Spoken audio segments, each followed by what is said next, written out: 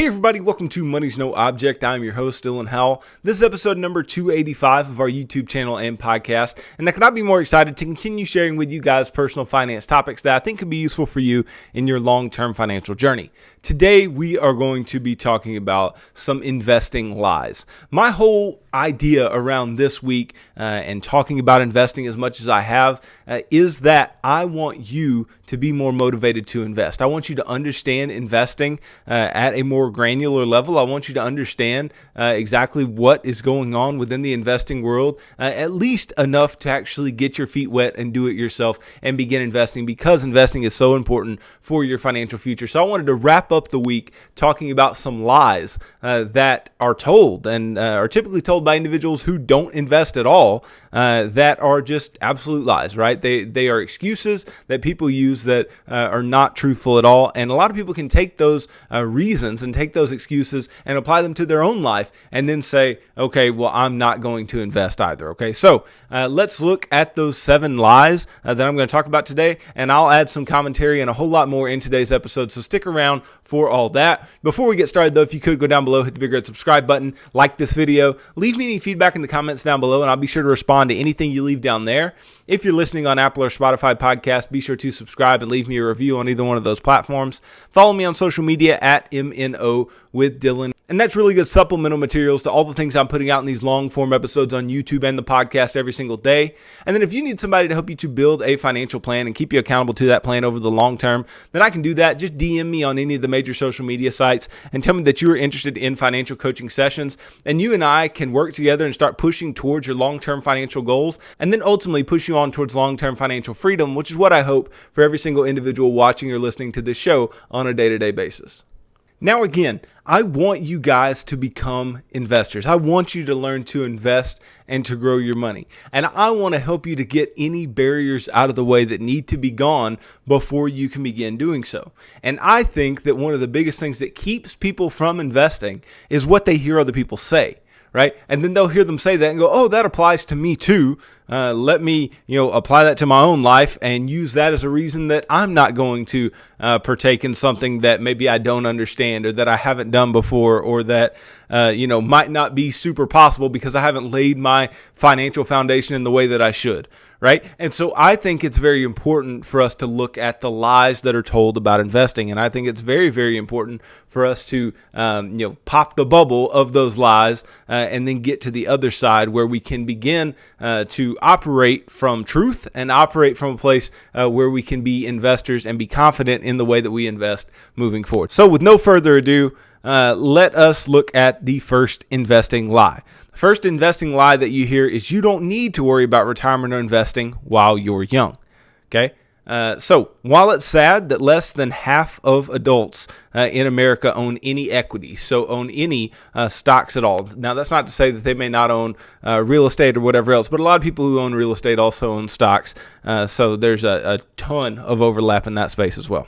Okay, the numbers are even worse for millennials. Now, back in 2015, only 26% of adults aged 30 and under own stocks. Now, I'm going to guess that now that number has increased in some way, shape, or form because of the ease of investing, because of the Robinhood app, because of the low costs that are associated with investing, and more people getting involved in financial markets, at least in a speculative way. Young individuals are doing that, right? So I would guess that number is higher, but I know it's not half, and I know it's not as high as it should be. And it should be all of us should be trying to invest and be owners of equities or owners of real estate or whatever else. Now, former portfolio manager Barbara Friedberg of Robo-Advisor Pros offers an example that illustrates why young investing is not only smart, but a crucial move if you hope to retire rich. And this is a very simple idea. I've given you examples like this before. You start investing at age 25. Okay, I'm 26, so this falls right into individuals in my age range, right? You start investing at age 25, you put away $300 per month into stock and bond mutual funds, so balanced funds probably, earning an average of 7%. And your $144,000 investment, so what she's saying is you are going to invest a total of $144,000 over a 40-year period, right? Which is not that much if you think about over the course of a 40-year period. 40 years is a long time, right? So your $144,000 investment is worth $791,948 at age 65.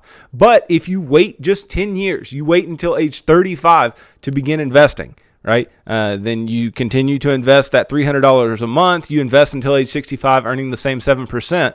Your investment is worth $368,000 or less than half. So while young people think they may not be able to afford to invest in the stock market while they're young, their future self would absolutely disagree. And this is something I try to hit home for you guys all of the time, right? You have to understand that starting early is the way. Starting early is the way to go. I know there are big things to think about when you're young. I know you're just trying to, get out of college or get out of high school and get a good job, right? I know you're trying to get out of your parents' house and live in an apartment or live in a house or buy a house, buy your first home, whatever. I know you're still trying to get your financial foundation set. You're trying to, just begin saving a little money. You're trying to get out of your student loan debt, whatever else. I know there are a lot of things going on when you're young, but if you can prioritize investing and if you can prioritize putting money into tax deferred or tax-free retirement accounts over time, you will be far better off for doing so.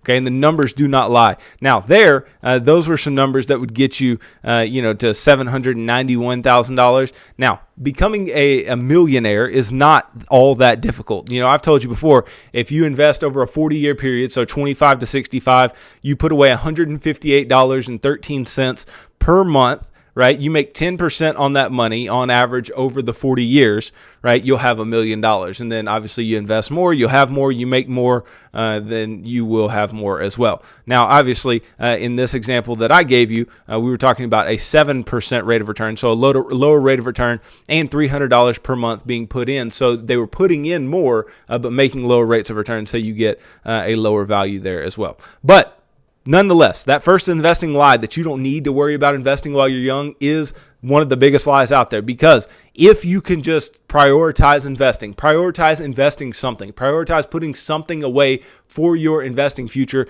you will be far better off for doing so. Okay. Now, investing lie number 2, investing is selfish. Now, this is a weird investing lie, but just hear me out. There's a really strange excuse that you actually hear quite often. With the greed of the 1% constantly in the news, you're destined to come across people who say that investing is selfish at some point in your life. Why? Because investing your money means depriving those who need your help from money, not giving your kids the best, or not supporting charities to the fullest, at least in the eyes of the individuals who are telling you this, right? But this is the exact opposite of true. Okay, the truth is, saving for a stable retirement is one of the most selfless things you can do with your money. Those who don't become dependent on the system for 10 to 20 years at the end are those who actually took investing in their own hands, right? And if you are dependent on the system, you're dependent on, Medicaid, or you're dependent even on your Social Security check when you're older, right? That's going to cost everyone. And who can benefit if you have a lot of money that you can be generous with?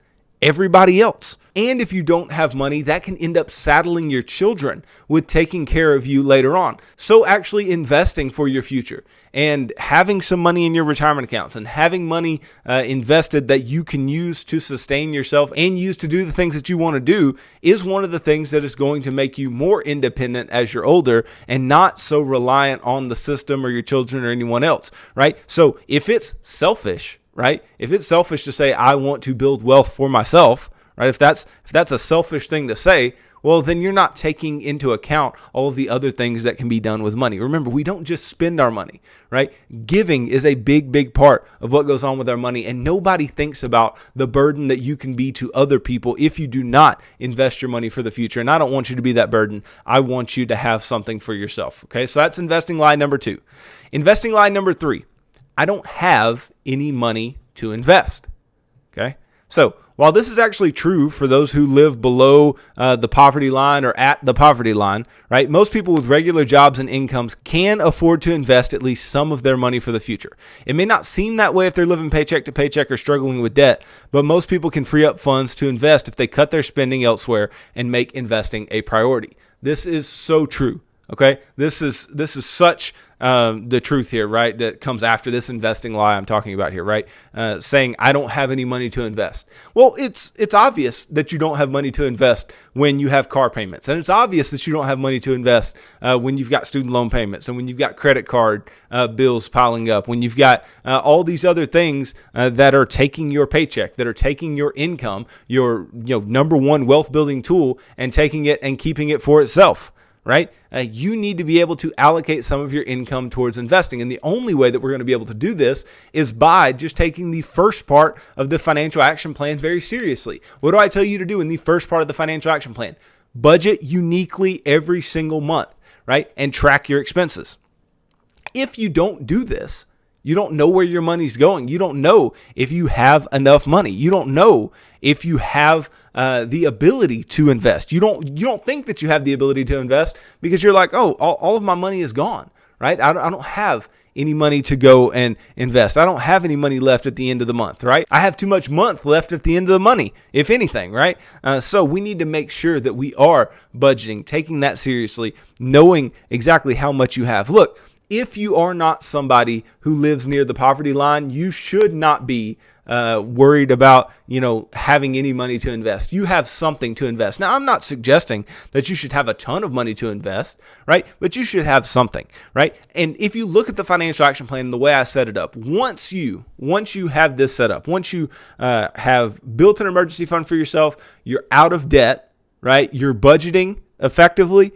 You should be in a place where you don't have to do anything else with your income, but maybe pay for your mortgage or whatever rent you're paying and invest, right? And save and give, right? And spend money how you want to spend it, right? You should have money at that point, no matter what your income is. I'm not saying you should have a ton. Okay. I've told you before, having, $50,000 a year as a salary, or I even talked about earlier this week, if you just make $30,000 a year, you can still make it. You can still invest. You can still do this as long as you follow the financial action plan steps, because what they do is they provide you with a financial foundation that's built first, where you're out of debt and you have some money in the bank for emergencies. And then you can actually start allocating some money towards things like investing that are going to be very valuable to you over a long period of time. So I promise you, you do have money to invest. You just may not know it. Now, if your employer offers a work-sponsored retirement plan that is tax advantaged, like a 401k, right? We talked about these all the time. It's pretty likely that you could set aside some pre-tax dollars or some after-tax dollars for retirement without seeing much impact to your take-home pay at all. Not only this, you could earn some free money if they are matching your 401k, right? So if nothing else, putting something away in there and getting a match is going to get you a 100% rate of return on your money, and you're going to have to put in only half of what you end up having within that account, okay? So if you're stuck saving for retirement on your own, on the other hand, finding a way to invest small sums of money is the best way to get started. While some firms require, a certain amount to open an account, there are plenty of funds that say, hey, if you can just, buy a share of this, then you can invest. Or, companies like Fidelity, who have S&P 500 index funds that have no cost and no minimums, anybody can begin investing with any amount, right? But you have to get started. You do have money to invest. You just have to go and find that money. Okay. And if you are living at or below the poverty line, then you have an income problem. Okay. Now, I'm not saying it's an easy problem to fix, right? But I'm saying if you don't increase your income, then you won't have any money to invest at all. Okay. So I just want you to understand that the income problem is not as pervasive as individuals make it seem. A bunch of individuals think that, people don't make enough money to invest, and that's just not true. We just spend too much money to be able to invest. That is the real kicker. So that's investing lie number 3, that I don't have any money to invest. Investing lie number 4, okay? Investing lie number 4 is that investing is going to keep me from doing the things that I want to do. And that's an absolute lie. That's absolutely not the truth. Investing will keep you from doing the things that you want to do if, and only if, you don't have your money allocated properly, and you aren't budgeting properly, and you aren't allowing yourself money to spend and do for yourself, right? And if you don't build your financial foundation, I talk about this all the time, right? Of course, you're not going to have money to do other things if you haven't built your financial foundation. Of course, you're not going to have money to spend and enjoy yourself if you don't have money in savings already. And of course, you're not going to have money to enjoy yourself if you're constantly paying money out in debt payments. Of course, you're not, right? So you're saying if I invest, then I'm not going to be able to enjoy my life. I'm not going to be able to do anything that I want to do. Look, as somebody who is 26 years old and invests quite aggressively along with my wife, we still do things that we want to do, and we still buy things that we want to buy, right? But we budget for these things, which is vital, right? And we make it to where our investing is not something that's done after the fact. Our investing is done up front every single month, so we don't ever miss that income. We just learn to live on the income that we have otherwise, right? So once your saving and giving is done on the front end, then you can say, okay, now I can spend the rest of this over the course of the month, and you should have a plan for how you're going to do that within your budget as well, right? And you should spend your money accordingly over the course of the month and have money set aside in order to do some things that you want to do and buy some things that you want to buy, because it's perfectly fine to have money in order to do that, right? And you're saying, yeah, I want money to do that. I understand wanting to have money to do things that you want and not just things that you need, right? It's kind of fun. It's a fun thing when you have money to do that. But the problem is that if you're constantly overspending to the point where, you don't think you'll be able to invest, or you're not good with keeping up with your budget, or you don't like budgeting, then it's going to be very, very difficult to invest and spend money as you would like to, because it's likely that you're going to spend yourself into a hole, and that's just not what we want.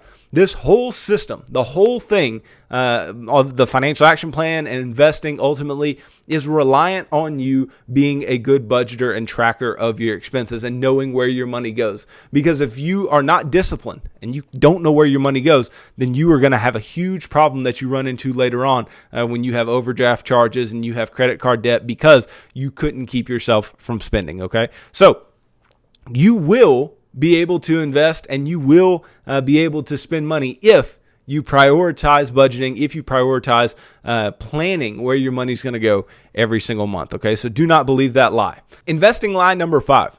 You need to have a thorough understanding of the stock market before you invest. I wish this lie would just die. I wish people would stop saying this. I wish people would stop thinking this, that you have to have such a pervasive knowledge of the stock market before you invest. And, it just paralyzes people. It's paralysis by analysis. People don't think that they can invest because, I don't have the knowledge. I don't have the know-how. I don't have the education. I didn't major in finance. Nobody ever taught me this stuff. I don't know. Now, I want to preface all this by saying you should seek out the knowledge. You should try to learn, okay? But in order to start, you only need a baseline knowledge. You only need to simply understand what you're investing in. You don't have to be such a king or queen of investing to understand exactly how to use the stock market and do it effectively. It's not that difficult ultimately. The fact that 21% of adults who don't invest base their decision on the fact that they don't understand the stock market is telling you so much, and it is very, very problematic. By not learning investing basics or taking the time to understand, these people are setting themselves up for a truly sad retirement scenario, one where they won't have enough money stashed away and may have to live on government benefits alone. Even worse is the fact that the premise behind this excuse is an utter lie, right? The basics of investing in the stock market are shockingly simple. I'm telling you, they are shockingly simple. All you're doing when you're investing in the stock market is you are buying pieces of ownership in companies in the United States or worldwide, okay? And if they perform well financially, then your shares will increase in value. If they don't, your shares will go down in value, okay? And even if you don't know the first thing about investing for the long haul, it's easy to invest your money with several different strategies. And I tell you all the time that most individuals should not get any type of complicated with their investing. You should do simple things. You should buy low-cost index funds, right? You should keep costs low. You should buy index funds and just pour money into your 401k and your IRA over long periods of time and build your money up that way, right? You're not going to be able to hit a home run in the short term. Okay, you have to play the long game, and you have to do so by understanding that the stock market is a long-term game.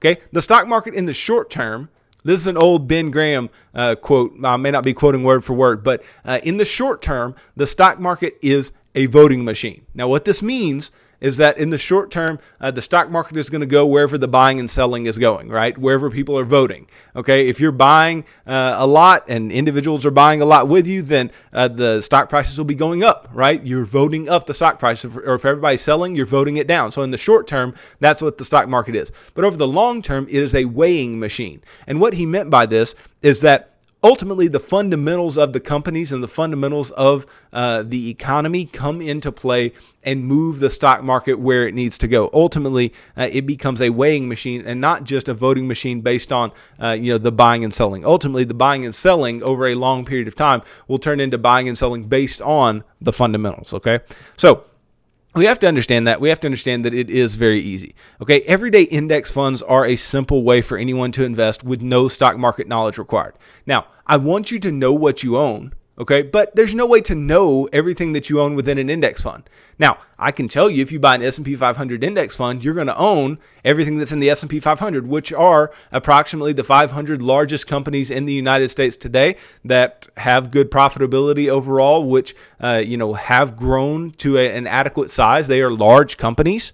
Right? This is a fund that covers those types of companies. So even though you may not know every company in it, you know a lot of the big ones. You know Apple, you know Facebook, you know Google, you know Amazon, you know Johnson & Johnson, you know JP Morgan, you know Berkshire Hathaway, you know all of these big companies. And those are the majority of your holdings if you're holding something like an S&P 500 index fund or some other broad market index fund as well. Okay. So it's not that difficult to get started. It's not that difficult. You don't have to know everything. You can learn and get better over time. And I implore you, please do so. That's why I'm here every day. That's why I am trying to teach you guys new things about investing every day. Because if you will just listen, if you learn more, then you can get more down to the minutia. Because even though you can absolutely get started with a small amount of knowledge, you want to learn more. You want to get to this point where you can make the most efficient choices. Because yes, buying a broad market index fund and just pouring into that fund within a 401k or an IRA or whatever is perfectly fine and will get you to where you want to be over the long term. Do not forget that. Okay, but there are better efficient tactics depending on whatever your life situation is that you may not know anything about, right? But I'm trying to help you to learn more about those every single day. But in order to start, in order to begin, you don't have to have a very granular knowledge of the stock market. All you have to know is that at the baseline, you are buying into the economy. You're buying into specifically the U.S. economy if you own the S&P 500, and you are just an owner of small pieces of a bunch of different companies, okay? And if they go up in value over the long term, then you will be perfectly fine and you will make a lot of money and you'll be way better off than individuals who actually listen to that investing lie that you have to know a lot before you get started. Now, investing lie number 6. I'll never retire anyway, right? I've heard people say this, and this is just absolutely just an excuse for not doing things correctly financially, right? I've heard a lot of people who are in their 40s and 50s say this, that I'll never retire anyway. Why should I invest? It doesn't make any sense. And this isn't because they don't want to invest or they don't want to build up something for themselves, but what it means is that they are beaten down, right? They don't feel like, there's any way that they can turn it around. Okay. So they're saying, I'll never retire anyway. So why should I even begin? Why should I even start? Why should I even try? Right. I'm just going to work until I die. That's what I want to do. I want to work until I die. So the worst investing lie is one we conjure in our own minds. And it's probably the most damaging. If each of us had $1 for every time a 20-something or 30-something said they would never retire in their lifetime, which absolutely does happen, we would all be rich. This is almost less of an excuse and more of a commitment to failure. It's saying, I don't think I could save enough to retire anyway, so I won't bother to try. You're throwing in the towel before you even get started and quitting before you even reach the starting line. And quite frankly, it's rather sad, right? While you may think the world will end before you hit retirement or that you'll die early, chances are fairly good that you'll live to endure the consequences of not saving for retirement. Don't believe me? Here are some facts from the Social Security Administration. A man reaching age 65 today can expect to live on average until age 84.3. Okay, so if you're a man and you live to age 65, you're likely going to live to age 84.3. Okay, this is a long time. This is almost 20 years that you have to sustain yourself if you retire at age 65. Okay, now a woman turning age 65 today can expect to live on average until age 86.6. Okay, so this is, almost 22 years that they have to sustain themselves in retirement, right? Now, you may be saying, oh, well, I said I'm not going to retire anyway. Well, do you expect to be working when you're 80, 81, 82, 86? I mean, I don't, right? I don't expect to be working a full-time job and making income, in the same way that I would in my 30s or 40s or whatever, in my 70s, in my 80s. I don't expect that at all, right? You can tell yourself whatever you'd like, but the fact is you'll probably live for a very long time. Another fact, if you don't save for retirement, you'll probably live those last few decades poor on government assistance or struggling to work part-time, which again is extremely sad. It's extremely sad to see people who are older who only have very little and they only live off of Social Security payments, right? We don't want to work this long, right? People who may say, I'm going to work till I die, right? I'm never going to retire. But people don't really want to work this long. It's not the truth. The truth is that people want to retire. They would love to retire, right? But they don't know how. They're afraid. They don't want to change the lifestyle that they currently live and begin investing. And that's a big underlying issue with all of these excuses or lies that you hear about investing as well, is that a lot of them are rooted in the fact that a lot of people just don't want to try. They don't want to give up something. They don't want to sacrifice anything in their own life to get to something worth living for, right? They don't want to do this, and it can end up being extremely detrimental to them over a long period of time. So if you don't think that you'll ever retire, you can think that as long as you want to, but just wait and see, if life catches up to you and you have some type of medical event or, you have some type of cancer or something that you just can't control, right? Something that is beyond your control that's going to hold you back from doing that, then good luck paying for your treatment for whatever illness you have, and good luck living your life on the other side of that when you don't have anything to live your life on. Okay, I don't want you to be in that place. I want you to be in a place where you actually have something that is worth something. I want you to be able to retire, whether you choose to or not. I want you to be able to. That way, if the moment comes where you have to, then you absolutely can. That's something you need to think about. Okay, even if you don't think you'll retire, have the ability to retire, and then if you don't want to, then that's perfectly fine, okay? So that's the sixth investing lie, that, hey, I'll never retire anyway. Then the seventh investing lie is that it's too late to start, why bother, okay? You'll always need to provide for yourself financially. So even if you're 70 years old and have nothing set aside, right, you should start budgeting and saving, especially since the average life expectancy is well into the 80s now. You can always, as long as your, ticker is ticking, you can always do something to push towards, your long-term financial goals. You can always do something to better your future self financially.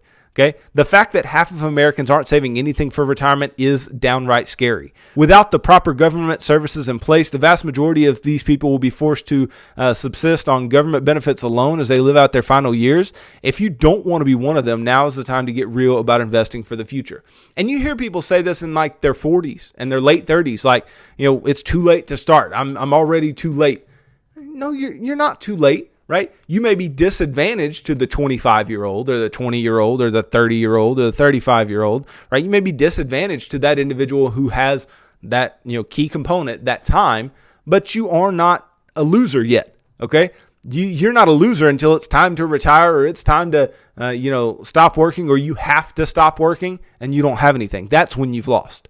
Okay. Now you may think that, you can't afford to invest at this point, or you can't afford to invest enough to get to where you want to get to, but you really cannot afford not to. You might think it's too hard or complex, but an array of investments are so simple a child could understand. Okay. You might believe that investing is selfish, but you should ask yourself if you want to be a burden on society in the future. And if so, isn't that selfish, right? So you need to keep these things in mind. You need to keep all these investment lies under wraps in your own head, because from time to time they can creep in. They can creep in and go, hey, you could be doing this with your money, or hey, you could you use this as a good excuse as to why you're not going to do something or learn something new that is necessary to learn, right? Even for myself, some of these things can creep in from time to time, right? I think it's very easy sometimes to just go, hey, if I didn't invest, I could spend so much more money.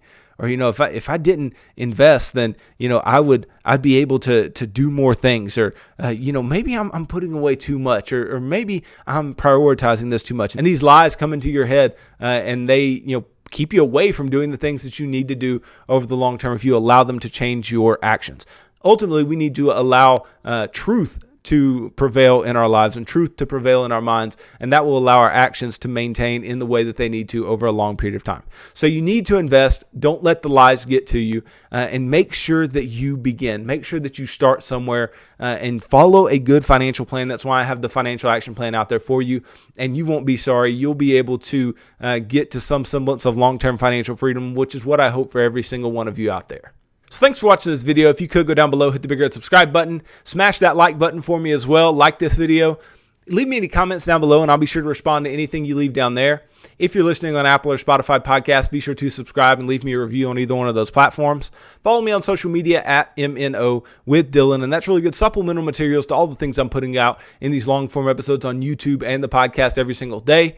And then if you need somebody to help you to build a financial plan and keep you accountable to that plan over the long term, then I can do that. Just DM me on any of the major social media sites and tell me that you are interested in financial coaching sessions, and you and I can begin working together, pushing towards your long-term financial goals, and then ultimately pushing you on towards long-term financial freedom as well.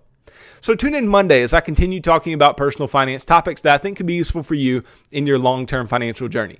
So thanks for tuning into this episode of Money's No Object. I'm your host, Dylan Howell. God bless.